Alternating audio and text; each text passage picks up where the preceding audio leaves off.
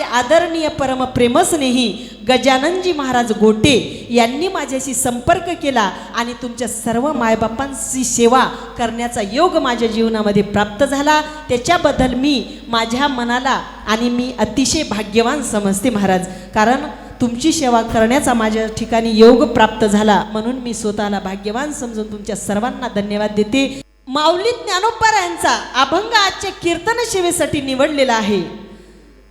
पहिला दिवस असल्यामुळे नामपर प्रकरणातील अभंग असावा लागतो, परंतु आमच्या महाराजांचा फोन आला, म्हणजे गजाननजी महाराज गोटे यांचा फोन आला, ताई यावर्षी आम्ही एक असा संकल्प केलेला आहे की माऊली ज्ञानोबा यांच्या हरिपाठावरतीच चिंतन झालं पाहिजे आणि हरिपाठातलाच तुम्ही कोणत्याही प्रकारचा अभंग घ्या, कोणताही घ्या, पण माऊली ज्ञानोबरायाच्या हरिपाठातलाच अभंग घ्यायचा.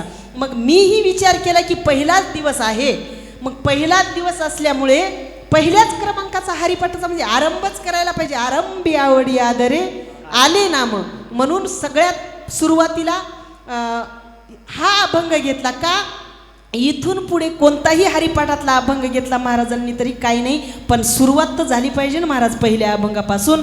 म्हणून या ठिकाणी मी तुमच्या सेवेसाठी पहिल्या क्रमांकाचा अभंग या ठिकाणी निवडला. तोही नामपरच प्रकरणातील मोडल्या जातो, कारण त्याच्यामध्ये हरिमुखे म्हणा हरिमुखे म्हणा हे आवर्तन आल्यामुळे हे सुद्धा आपल्याला नामपर धरायला काही हरकत नाही. विठ्ठल विठ्ठल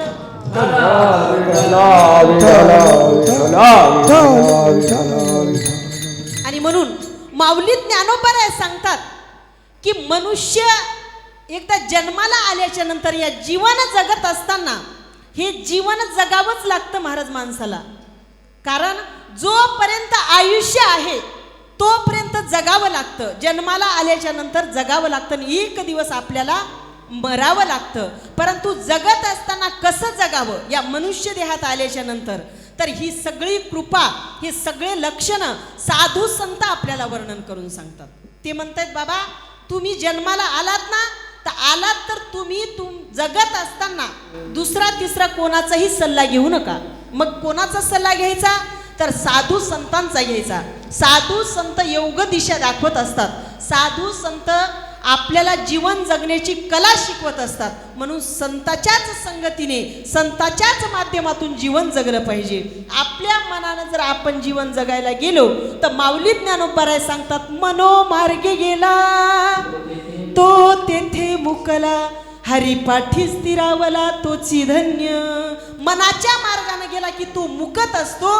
म्हणून या मनाला मनानं जाऊ द्यायचं नाही. मग या मनाला काय केलं पाहिजे, या मनाला संताचे संगती मनोमार्ग गती, हो संताचे संगती मनोमार्ग गती, संताचे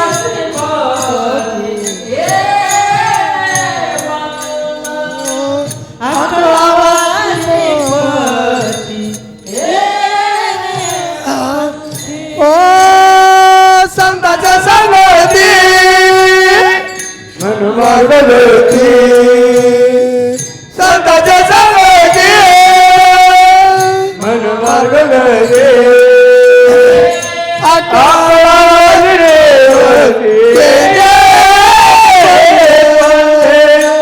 भगवंत संताच्या रूपात अवतीर्ण का होतात हो? काय गरज आहे आता देवाला संत व्हायची गरजच काय? मनुष्य देह धारण करून येण्याची काय गरज? बोलत जा ना, तुमच्या इकडे बोलत नाहीत का?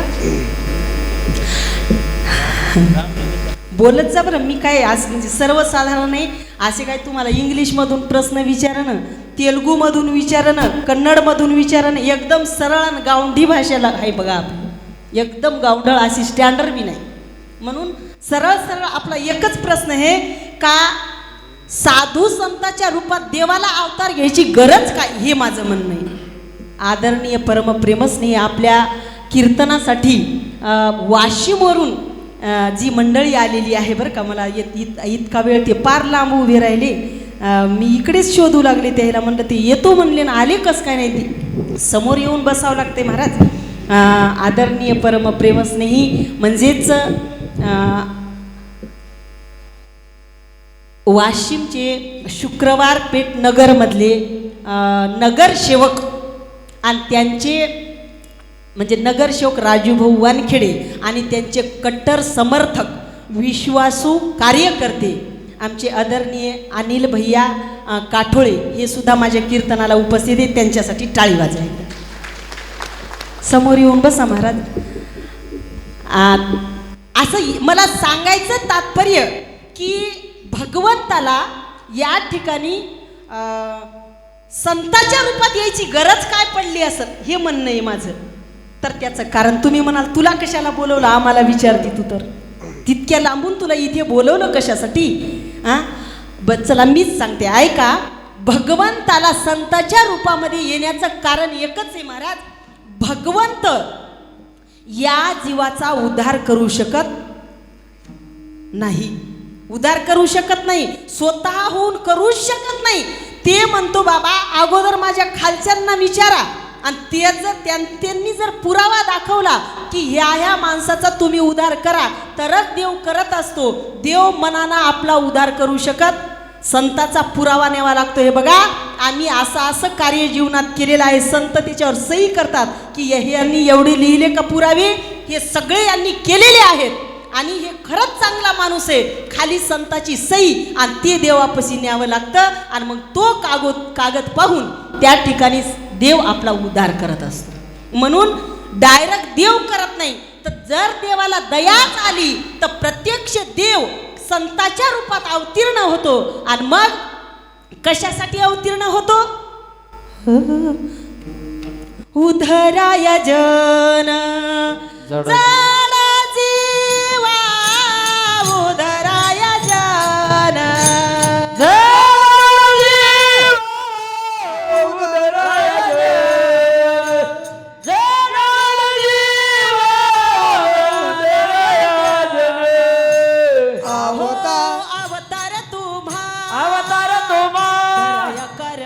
धराया कारण अवतार तुम्हा धराया करण धराया कारण उद्धराय जन जड जीवा उद्धराया जन जड जीवा अवतार तो धराया कारण उद्धराया जन अवतार तो धराया करे उद्धराया जनेवा अवतार तुमा धराया करे अवतार तुमा धराया करे अवतार तुमा धराया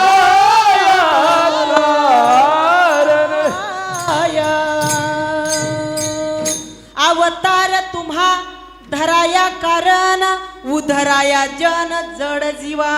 आता याच्यामध्ये 3 वर्ग सांगितले उद्धार होण्याचे. कोणते कोणते? उद्धराया जन जड जीव 3 वर्ग सांगितले. मला तिघाचा उद्धार सांगितला. आता उद्धराया जन म्हणजे कोण? तुम्ही आम्ही सर्व मनुष्य एवढीत प्राप्त झालेले जीव, या जीवाचा उद्धार.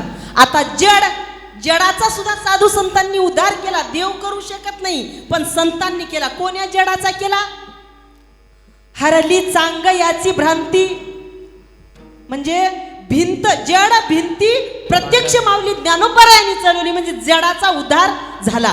पुन्हा सांगितलं उद्धर्या जड जीवा. आता जड आणि जन याच्यामध्ये फरक पुन्हा सांगितला. जड म्हणजे भिंत, ज्याला काहीच कळत नाही. भिंतीला काही कळतं का? पण तरी ती चालली का नाही माऊली ज्ञानोबराया पुढे? चालली. मग आता जन म्हणजे तुम्ही आम्ही आणि जीव म्हणजे प्रत्येक जीव, प्रत्येक या सृष्टीवर जेवढे जीव जंतू असतील तेवढ्याचा सुद्धा माऊली ज्ञानोबरायांनी उद्धार केला. तुम्ही म्हणाल इतक्या जीवजंतूपैकी मनुष्य सोडून कोणाचा उद्धार केला? अरे प्रत्यक्ष रेड्या मुखी वेद बोलवले.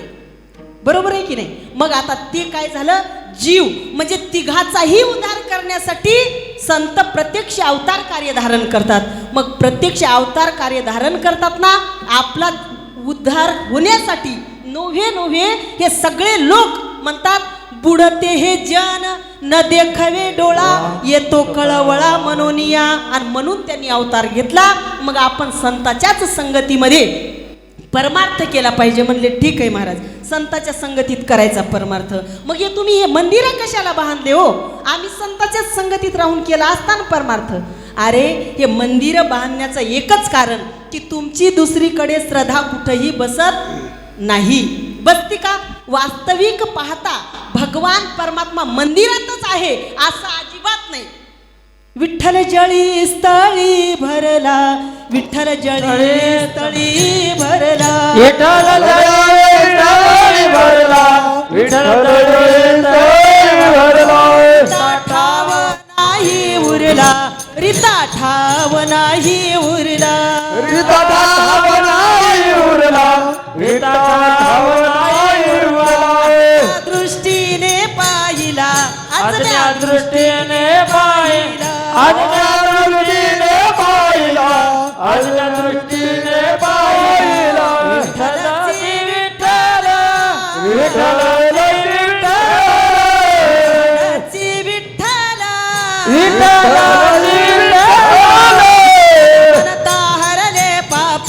विठ्ठल मनता हरले पाप, विठ्ठल मनता हरले पाप, विठ्ठल मनता हरले पाप, विठ्ठल मनता हरले पाप, विठ्ठल मनता हरले पाप, विठ्ठल मनता हरले पाप, विठ्ठल मनता हरले पाप, विठ्ठल मनता हरले पाप. जळी स्थळी भरला, रिता ठाव नाही उरला, आज्ञा दृष्टीने पाहिला, विठ्ठलाची विठ्ठल, विठ्ठल जळी स्थळी भरला, रिता ठाव नाही उरला, आज्ञा दृष्टीने पाहिला, विठ्ठलाची विठ्ठल.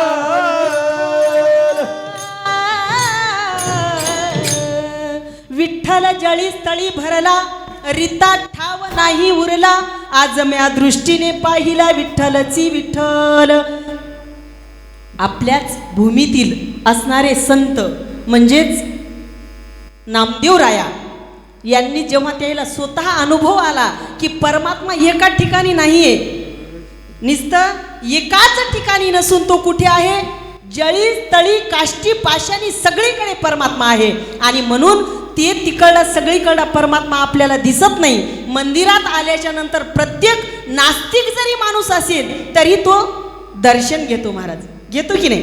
आणि तसं नाही तर प्रत्येक मंदिराचा दरवाजा जो आहे महाराज, तर तो दरवाजा एकदम मंदिराचा दरवाजा कोणी बघा तुम्ही एकदम छोटासाच आहे का?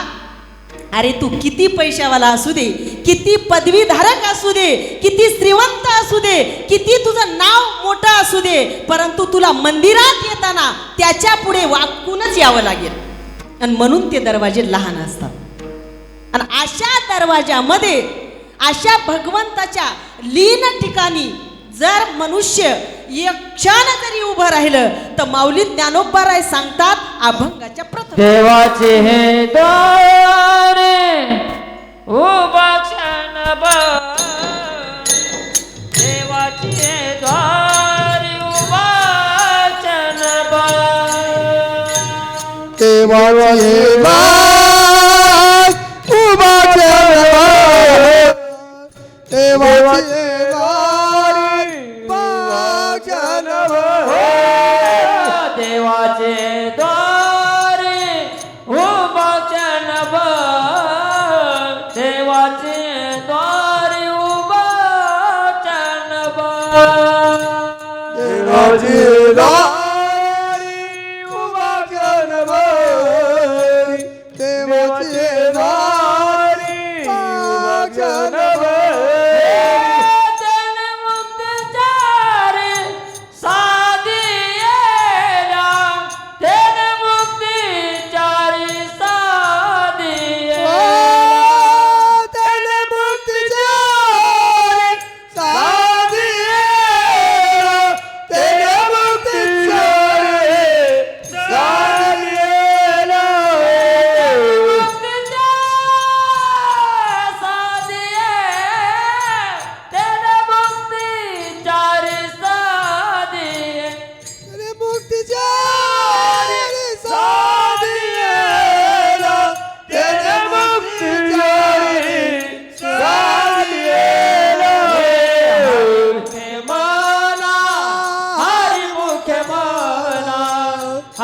मुखे मला हरी मुखे मला हरी मुखे मला हरी मुखे मला हरी मुखे मला हरी मुखे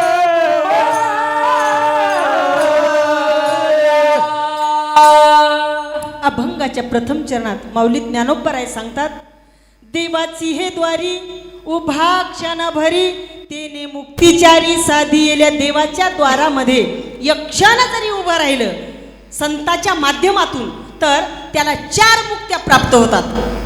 किती? 4. एक पिवळ्या कलरची मुक्ती, एक हिरव्या कलरची, एक लाल कलरची आणि एक शेंद्र्या कलरची. हे 4 कलर नुकतीत टाकतात की नाही? 4 नुकत्या प्राप्त होतात. नुकत्या नाही महाराज, 4 मुक्त्या प्राप्त होतात म्हणजेच मोक्ष. कोणते कोणते इथं 4 मोक्ष महाराज? एक आहे सायुज्यता, एक आहे स्वरूपता, सलोकता आणि समीपता. अशा 4 मुक्त्या आहेत, 4 मोक्ष आहेत. ह्या 4 मुक्त्या देवाच्या दारात जर उभं राहिलं तर प्राप्त होतात. सांगा तुम्ही 4 मुक्त्या कशा असतात, त्या कोणत्या आहेत सांगू का? स्वरूपता म्हणजे देवाचं स्वरूप आपल्याला प्रत्यक्ष प्राप्त होत असतं. सलोकता म्हणजे देवाचं लोक प्राप्त होत असतं. आणि सायुज्यता म्हणजे आपण आयुष्याच्या साधने सच्चिदानंद पदवी घेणे एवढा अधिकार नारायणी कृपावलोकने दिधला. म्हणजे प्रत्यक्ष आयुष्याच्या साधनामध्ये परमात्म्याची खुर्ची आपल्याला प्राप्त होत असते. बाकीच्या खुर्च्या प्राप्त झाल्या तरी जास्तीत जास्त किती दिवस खुर्चीवर तो राज करणारे? लयच जर त्यानं चांगलं काम केलं तर 10 वर्ष चलन. मला तर वाटते आता फक्त 5 वर्षाच्या वरी कोणी खुर्ची द्यायला तयार. 5 वर्ष पाहतात त्याचं की हे खुर्ची घेतल्याच्या नंतर कसा वागतो. 5 वर्षे झाले का मग पुढचं म्हणतो थांब तू 5 वर्षे, पुढच्या 5 वर्षामध्ये म्हणजे 5वं वर्ष संपत यायलंय की याचं धडधड धडधड काळीज होत राहतं, है की नाही? आणि ज्याला पुन्हा ती खुर्ची घ्यायची तो माणूस मात्र असा लगे याच्यामध्येच राहतो. त्याला वाटते मला यावर्षी खुर्ची प्राप्त झाली पाहिजे. आणि प्रत्येक माणसाला वाटतं महाराज मला खुर्ची प्राप्त झाली पाहिजे.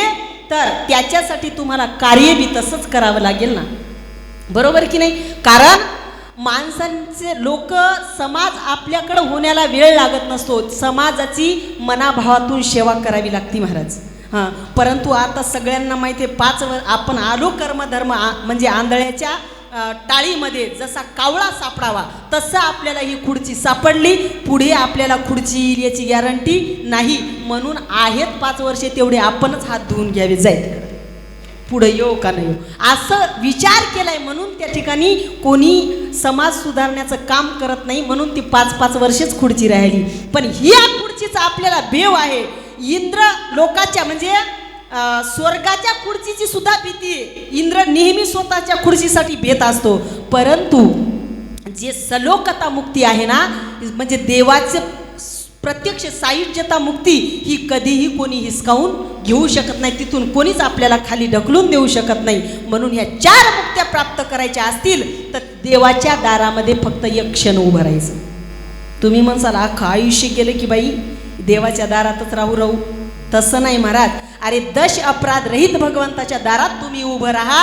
नोहे एक क्षण कशाला पाहिजे? महाराज म्हणतात फक्त देवाची द्वारी उभा क्षणभर नाही, देवाच्या द्वारात नाही, संताच्या संगतीत फक्त अर्धा क्षण जरी राहिले तरी माणसाचा उद्धार झाल्याशिवाय राहत नाही. कारण प्रमाण आहे अर्धा क्षण घडता संताची संगती तेने होये शांती महत पापा विठ्ठल विठ्ठल.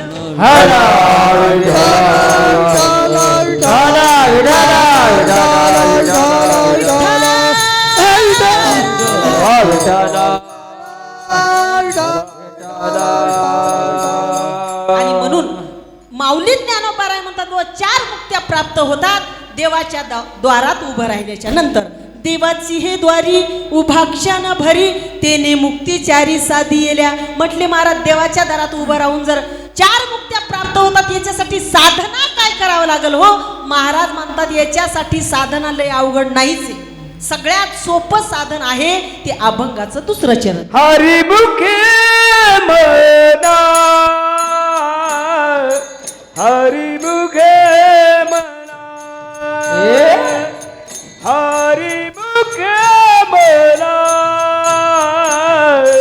हरिमुखे मना हरी मुखे म्हणा हरी मुखे म्हणा हरी मुखे म्हणा हरी मुखे म्हणा आमने गणना पुरज गणना कोण करी पुण्याची गणना पुण्याची गणना कोण हरिमुखे मरा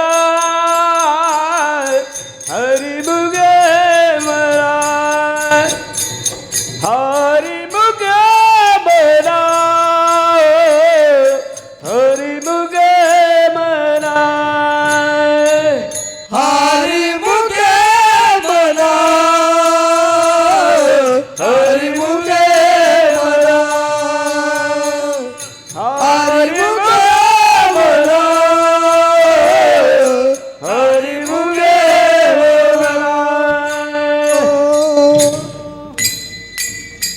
अभंगाच्या दुसऱ्या चरणात माऊली ज्ञानोबराय सांगतात, याच्यासाठी देवाच्या द्वारात उभं राहून 4 मुक्त्या प्राप्त जर करायच्या असतील तर त्याच्यासाठी सोपी साधना हरी मुखे म्हणा, हरी मुखे म्हणा, पुण्याची गणना कोण करी. माऊली ज्ञानोबराय 2दा का सांगतात हो? एकदाच्यानं कळत नाही का आपल्याला? एकदाच का म्हटले नाही हरी मुखे म्हणा पुण्याची गणना कोण करी? 2दा म्हणायची गरज काय पडली? ते म्हणतात हरी मुखे म्हणा, हरी मुखे म्हणा आणि मग पुण्याची गणना कोण करी. 2दा म्हणायचं कारण काय असेल? कसंही हेच तर अभंगाचं मोठं अवघड असतं बरं का. कारण हे षडलिंगांमध्ये बसवावं लागतं, म्हणजे उपक्रम उपसंहार म्हटलं जातं. जसं हरिमुखे म्हणा अगोदर म्हणण्याचं कारण, बाबा रे तुम्ही मनुष्य येऊन जन्माला आलात ना, तर आल्याच्या नंतर तुम्ही हरिमुखे म्हणा बरं का. म्हणजे जन्माला आलं तेव्हापासून हरिमुखे म्हणत राहा, असं नाही की कधी मधी म्हणतच राहा. कुठपर्यंत? जोपर्यंत आपला अंतकाळ समय जवळ येत नाही तिथपर्यंत हरिमुखे म्हणा. कारण सुरुवातीलाही हरिमुखे म्हणा आणि अंतकाळ समय सुद्धा त्याच्यामध्येच गेला पाहिजे. मग काय होत असतं? अंतकाळ समय जर तेव्हा तिकडे गेला ना तर मग म्हणतात तुकोबराय तुका मने सुखा पार नाही तुका मने सुखा. पण मरताना नाव घेण्यासाठी महाराज म्हणतात आधी अभ्यास करावा लागतो. कोणता अभ्यास? हरिमुखे म्हणा. हे जर अभ्यास केला तर शेवटी तो येत असतो हरिमुखे म्हणा. मग त्याची काय होती? पुण्याची गणना कोण करी. त्याचं एवढं पुण्य होतं महाराज, अनंत पटीनं पुण्य होतं आणि आपल्याला सर्व सुखाची प्राप्ती होत असते. म्हणून हरिमुखे म्हणा म्हणण्याचं कारण की तुम्ही जीवनभर हरिमुखे म्हणा अभ्यास करा. बघा दुसऱ्या अभंगामध्ये सुद्धा जगद्गुरु तुकोबरायांनी आपल्याला अभ्यास शिकवला शेवट गोड होण्यासाठी. ते म्हणतायत याजसाठी केला होता अट्टहास शेवटचा दिस गोड व्हावा, शेवटचा दिस गोड व्हावा, शेवटचा दिवस गोड व्हावा, शेवटचा दिवस गोड व्हावा.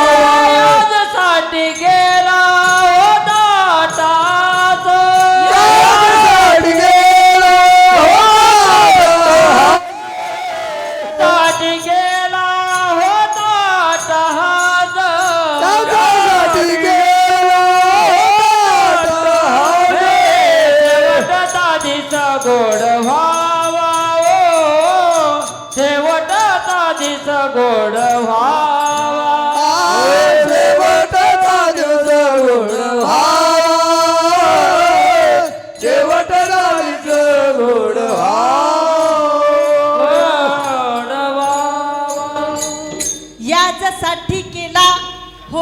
अट्टहास शेवटचा दिस गोड व्हावा. कारण आपल्याला अभ्यास सांगितला अट्टहास कशासाठी करायचा आहे? शेवटचा दिवस गोड होण्यासाठी अट्टहास करायचा आहे. महाराज म्हणले काय गरज आहे हो महाराज अट्टहास करण्याची आणि एवढा खटाटोप करण्याची? तुम्ही म्हणताना मरताना देवाचं नाव यायला पाहिजे तोंडाला, मग आम्ही मरताना घेऊ ना नाव. येईल का हो मरताना? अजिबात येणार नाही महाराज. तुम्हाला त्याच्यासाठी छोटंसं एक उदाहरण सांगते म्हणजे आपल्या लक्षात येईल. हे बघा, एक म्हातारं होतं, म्हातारं, आणि त्याला 2 मुलं होते. एका म्हाताऱ्याला 2 मुलं होते. ते मुलं काय झालं तर आता हे प्रदीपजी मिश्र आले की नाही तेव्हापासून ते बी नव्हते भक्तीत, पण हे महाराज आले प्रदीपजी मिश्र तेव्हापासून त्याला सुद्धा भगवान शंकराची भक्ती कळायला लागली त्या पोरांना. आणि त्यांनी विचार केला बाबा आपल्या बापानं जीवनभर एवढे कष्ट केले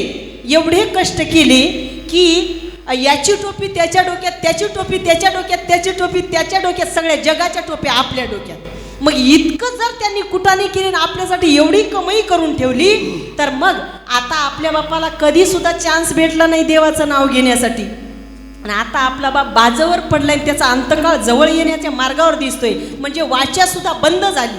मग आता आपल्या बापाला आपण ऐकतोय सगळ्या महाराजांची कीर्तन की मरताना सुद्धा देवाचं जर नाव आलं तर जीवनभर काही केलं तरी त्याला देवाची प्राप्ती होती.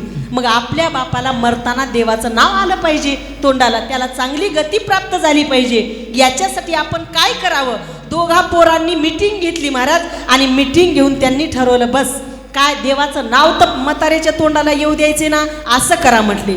त्याच्या पुढे म्हाताऱ्याच्या पुढे 9-10 याची पोते ठेवा म्हटले गव्हाची, आणि त्या गव्हाच्या पोत्याला छिद्र पाडा, आणि मग गव्हाची अशी सुडी रचली त्याच्यात बाजजवळ. त्याची वाचा बंद झाली, ती आता मरणार होता तो, काही मिनिटातच मरणार होता, पण त्याच्या पुढे ती गव्हाची गंजी ठेवली आणि त्याला मोठं छिद्र पाडलं आणि ते छिद्र पाडल्याच्या नंतर त्याच्यातून गहू गळायला लागले. म्हातारा असं टुळू पाहायला त्या गव्हाकडे ते पडायलेले. आता या म्हाताऱ्यानं काय केलेलं होतं, पहिलं झाडून जरी म्हातारी नेत गेली ना तर तिथं दरवाजापाशी नेल्याच्या नंतर 4-2 त्याच्यामध्ये जर गव्हाचे ज्वारीचे दाणे गेले ना तो येचून घेत होता. इतका एक त्यानं दाना जमा करून एवढं प्रॉपर्टी कमवली, आणि आता एवढे पोतातून गहू सांडायलेत म्हणजे त्याचा जीव खालीवरी व्हायला लागला. त्यानं मरण रुकवलं महाराज. या पोरांना काय वाटलं, ज्या अर्थी हे पोत सांडलं, आणि सांडत असताना म्हातारा एवढं तरी म्हणेल की बाबा रे, अरे हे गहू सांडायले त्या पोत्याला शिव म्हटल्याच्या नंतर भगवान शंकराचं नाव शिव असं येईल, आणि मग आमचा बाप प्राण सोडेल, म्हणजे भगवान शिवाची प्राप्ती माझ्या पित्याला होईल असं वाटलं त्या पोरांना. पण ते म्हातारं त्याचा बापच होता ना, हे की नाही. त्या म्हाताऱ्यानं काय केलं महाराज, ते म्हाताऱ्यानं पाहिलं आणि त्याची वाचाच त्याला आली ना हो. ते म्हणते अरे पोरांनो, ते पोरं पळतच आले. म्हणले काय झालं बाबा? म्हणे अरे ते टाच म्हणे. काय म्हणे? शिव म्हणलं नाही, टाच म्हणलं. अरे शिव मुखात येण्यासाठी याला अनंत जन्मीचे सुकृत पदरी त्याचे हरिमुखी पैठा होय. जन्मभर ज्याने संसारामध्ये टाचाटाची केली त्याच्या अंतकाळ समयाला शिव कसं येईल हो? टाचच येईल, शिव येणार नाही. विठ्ठल विठ्ठल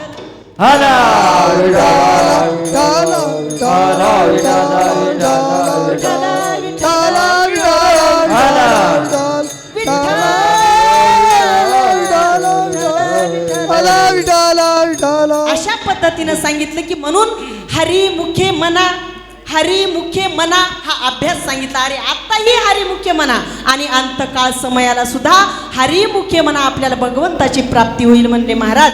ठीक आहे, आम्ही हरिमुखे म्हणायला तयार येतो, पण काय सांगा आम्हाला, मला कमीत कमी 2-4 लेकरे, 4-5 पोरी आहे, 2-4 पोरं आहे. इतक्या पोरांचं घरामध्ये कुटुंब झाले, एवढा संसाराचा व्याप वाढलाय की आम्हाला म्हणायला वेळच भेटत नाही. एक इकून रडत येते, एक तिकून रडत येते. काय सांगावं, इतका व्याप झालाय. अरे महाराज म्हणले काय भल्या माणसा, अरे संसारात राहा, तुला काय तोंडामध्ये काही, तुम्ही सांगा या तोंडाला काही काम आहे का? खरंच सांगा बरं. जेवण झाल्याच्या नंतर याला काहीच काम नाही हो. जेवण झालं की या तोंडाला दुसरं काही सुद्धा काम नाही. काय का तुमच्या इकडे? बोला ना महिला मंडळ. तुमच्या इकडे असे भांडे सुद्धा तोंडान घास दातात घासणी धरायची आणि असं असं करायचं नाही ना हो. या तोंडाला जेवण्याच्या व्यतिरिक्त कामच काय आहे. पण आपल्याला याला विनाकारण काम लावायची सवय लागलेली. या तोंडाला जे काम लावायचं ते लावत नाही माणूस आणि जे नाही लावायचं ते लावतंय. अनंत वाचाळ बरळती बरळ त्या कैसा दयाळ पावे हरी. त्याही पेक्षा तुकोबाराय सांगतात की हरीचे नाम कदा काळी कारे नये वाचे म्हणता राम राम तुझ्या बाचे काय वेचे. किंवा नाथरायांचं प्रमाण सांगायचं ठरलं. नाथराय म्हणतात नाना विनोद टवाळी नित्य विषयाची वाचाळी त्यासी जपता राम नामावळी पडे दात खिळी असंभवे विठ्ठल. हर हर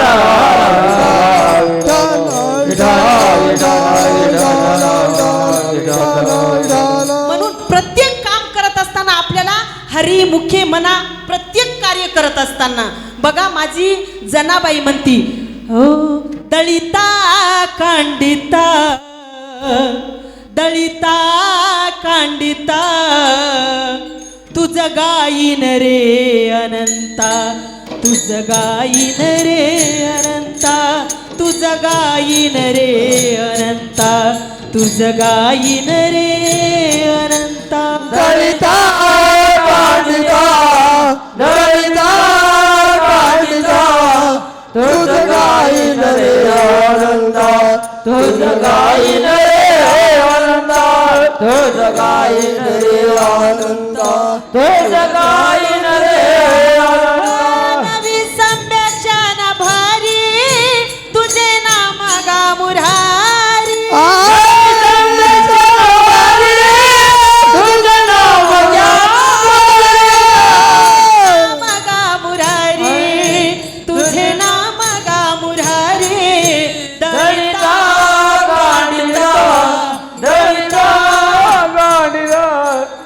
तुझ गाईन रे आनंदा तुझ गाईन रे आनंदा. दलिता कांडिता दलिता कांडिता तुझ गाईन रे आनंदा तुझ गाईन रे आनंदा.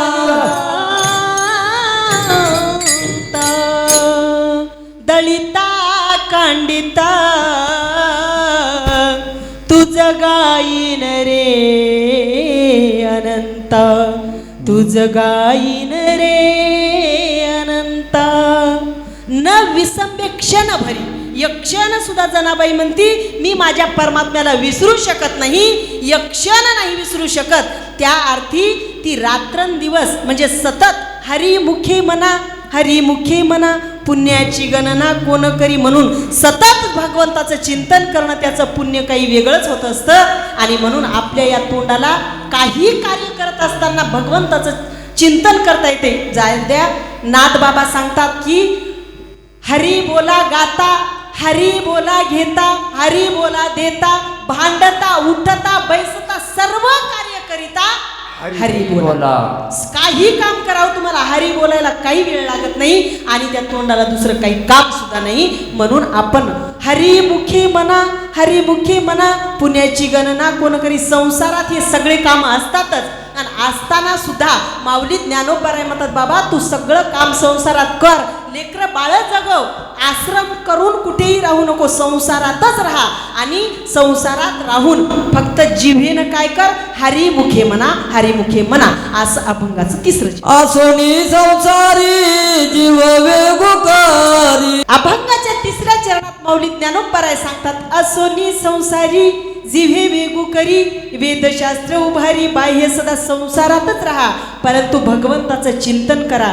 बघा ना तुम्ही गोपिका या संसारिक नव्हत्या का. त्याला लेकरं होते बाळ होते नवरा होता सासू सासरे सगळे होते. तरी त्या देवाचं चिंतन करण्यासाठी त्या कधीही कोणाचं काही ऐकतही नव्हत्या. नोहे त्या भगवंताला तर म्हणत होत्या देवा तुझं नाव घेण्यासाठी आणि तुझ्या संगतीत राहण्यासाठी हे जग काय म्हणते का आम्ही याचा विचार करणार. कारण तुझ्यासोबत आमची प्रीत जडलेली आहे ना. तर या प्रीतीला या जगानं काय बोलायचं तर बोलू दे. या लोकांना सवयच असती महाराज काही ना काही म्हणायची. त्या म्हणत होत्या लगन तुमसे लगा बैठे, लगन तुमसे लगा बैठे, जो होगा देखा जाएगा। लगन तुमसे लगा बैठे, जो होगा देखा जाएगा। तुम्हें अपना बना बैठे, जो होगा देखा जाएगा। प्रत्यक्ष माझ्या श्याम सुंदराला अशा गोपिका विनंती करत होत्या, देवा आणि तुझ्यासोबत आमची प्रीत जडली, या जगानं काय म्हणायचं का तर म्हणू दे आणि काय करायचं तर करू दे, पण आता मात्र तुझ्या चरणापासून आम्ही दूर, कारण घर रिगी झाले पट्टरानी बळे, वरिले सावळे परब्रह्म, आता मात्र परत माघारी घेत नाही देवा। म्हणून अशी काय गोपिका सारखी भक्ती करावी महाराज, त्याला वेदशास्त्र सुद्धा बाह्या सारून आपल्या संग साक्षी द्यायला तयार राहतो। वेदशास्त्र उभारी बाह्य सदा संसारातच राहा, असोनी संसारी जीवे वेगू करी, वेदशास्त्र उभारी बाह्य सदा। आणि मग हे सगळ्या गोष्टी जेव्हा सांगितल्या ज्ञानोबारायांनी, तेव्हा साधकांनी प्रश्न केला माऊली ज्ञानोबाराया, अहो तुम्ही हे सगळ्या गोष्टी सांगताय ना, तर याचा पुरावा आम्हाला द्या ना, कोणाकोणाचा उद्धार झाला भगवंताच्या संगतीत, कोणाचं काय झालं। मग शेवटच्या चरणात ज्ञानदेव माने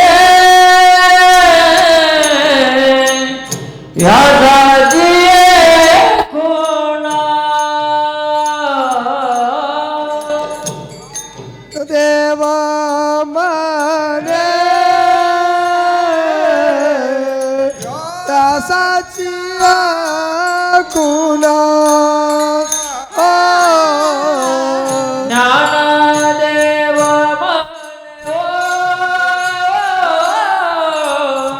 व्यासाची गुणा,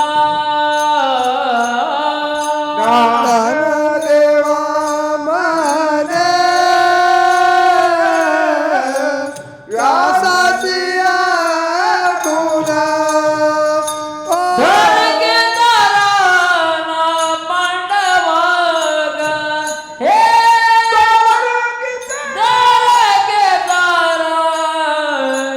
पांडवाद हारी मुखे मना, हारी मुखे मना, हारी मुखे मना,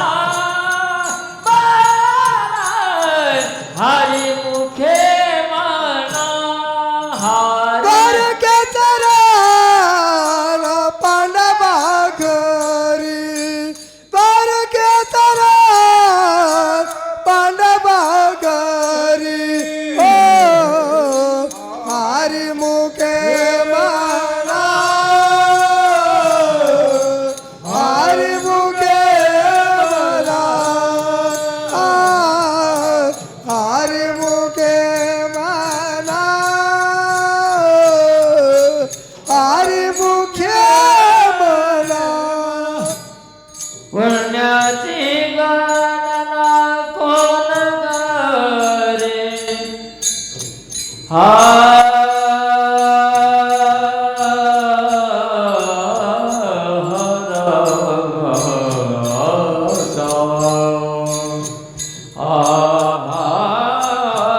वरण्याची गणना कोण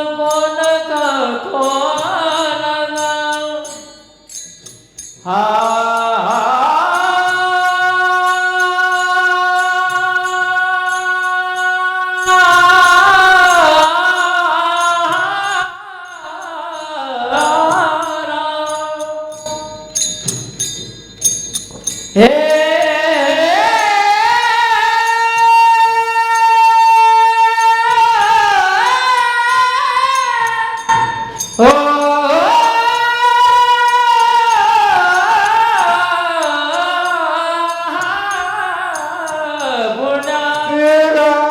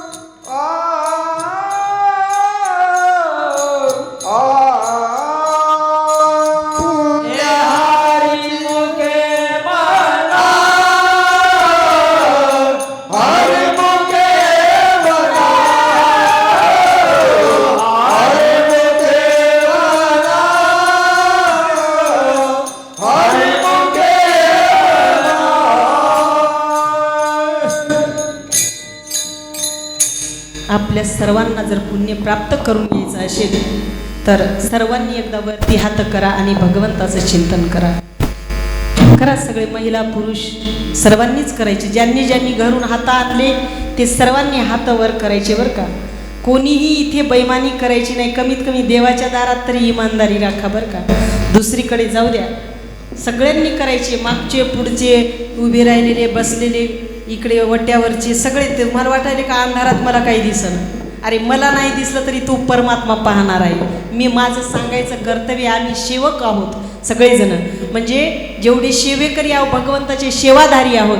तुम्हाला फक्त सांगतोय आम्ही भगवंताच्या माध्यमातून. तो हात खाली करू नका बरं करा. मुदामच बोलायले मी आपली कॅपॅसिटी कुठपर्यंत. हां चला करा वरती आता, टाईट करा. हां करा सगळ्यांनी, सगळे करा. हां राहू द्या असे. आता घंटाक्ष चहा घेऊन येतो. पाठीमागे भजन करायचे बरं का. महाराज थांब द्या ना. ज्ञानोबाराया माझ्या तुकोबाराया, ज्ञानोबाराया माझ्या तुकोबाराया, ज्ञानोबाराया माझ्या तुकोबाराया, ज्ञानोबाराया माझ्या तुकोबाराया, ज्ञानोबाराया माझ्या तुकोबाराया,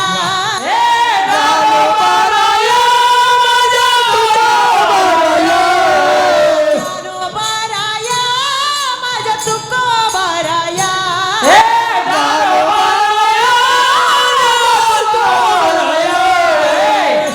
ज्ञानोबाराया माझ्या तुकोबाराया,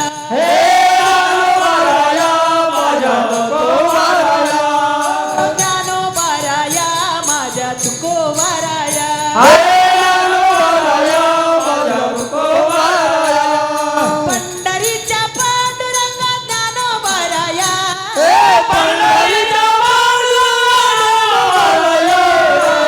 पंढरीच्या माय बाप बनोबाराया,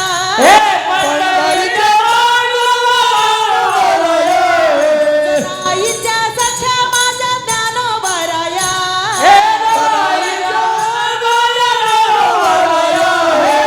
ताईच्या सख्या माझ्या ज्ञानोबाराया,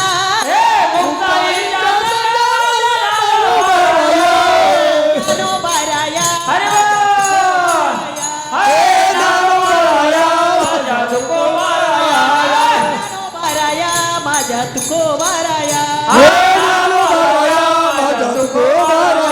ज्ञानोबाराया माझ्या तुकोबाराया,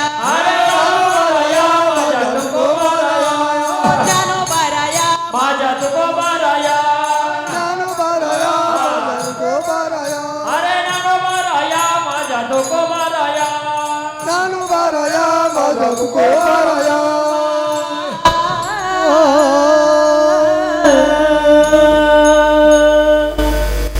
घ्या खाली हात, खाली घ्या खाली. काय गरज आहे सांगायची का? पडिले वळण इंद्रिया सकळ, भाव तो निराळा नाही तुझा. त्या ठिकाणी आपल्या शरीराला वळण पडलेले महाराज. ही तपश्चर्या आहे बरं का. कोणाचे हात गळून येत असतील तरी पण आपण सवय लावायची, वरती हात करून टाळी वाजवायची. कारण शरीरासाठी अतिशय हे आरोग्यकारक गोष्ट आहे. म्हणून मला काय कंटाळा नाही का, मला जीव नाही का, तरी पण मी तुमच्याबरोबर वरती हात करून वाजवली की नाही शेवटपर्यंत. काय सांगावं एवढी दगदग. अरे रात्री इथून वाशिममधून घरी गेले, घरून तिकडे बुजायला दिवसभर कथा करून पुन्हा इकडे वाशिमकडे येणं काय जोक वाटते तुम्हाला? नाही, तपश्चर्या आहे. माऊली ज्ञानोबा सांगतात तपी विने दैवत आणि दिदल्या विने प्राप्त. कारण तपश्चर्या जीवनात असली पाहिजे. म्हणून या ठिकाणी सगळ्यांनी गोड चिंतन केलं, गोड भजन केलं. तुमच्या सर्वांच्या चरणावरती धन्यवाद बरं का. कारण भजन केलंच पाहिजे बरं का. म्हणून एकदा आपल्याला विठोबा रखुमाईचं भजन घ्यायचं आहे. विठोबा रखुमाई,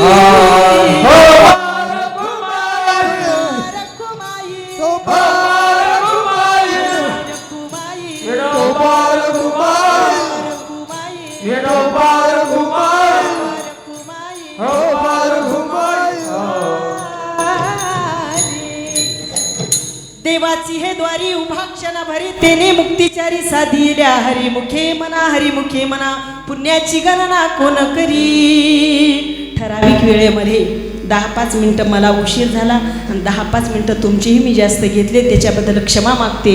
आणि या अभंगाचं असंच चिंतन असेल असा माझा अजिबात आग्रह नाही, कारण तुम्ही इथे बसणारी सर्व वयोवृद्ध, ज्ञानवृद्ध, तपोवृद्ध आणि ग्रस्त वृद्ध सगळेच वृद्ध तुम्ही आहात. म्हणून या ठिकाणी असाच या अभंगाचं चिंतन असेल, तुम्ही माझ्याही पेक्षा वक्ते असाल, म्हणून तुमच्या सर्वांना माफी मागते की नोहे हा उपदेश तुमचा बडी शेष, मज क्षमा करा संती नाही अंगीभूत युक्ती. तुमच्या पायाच्या प्रसादे काही बोलिलो विनोदे, मज क्षमा करा संती नाही अंगीभूत युक्ती. झालेली सेवा माझ्या गुरुमाऊलींच्या, हनुमंतरायाच्या आणि तुमच्या सर्व जमलेल्या सर्व साधक मंडळींच्या चरणी आणि आमच्या सर्व भजनी मंडळांच्या चरणी सेवा समर्पित करून सेवेला पूर्णविराम. ज्ञानेश्वर ज्ञानेश्वर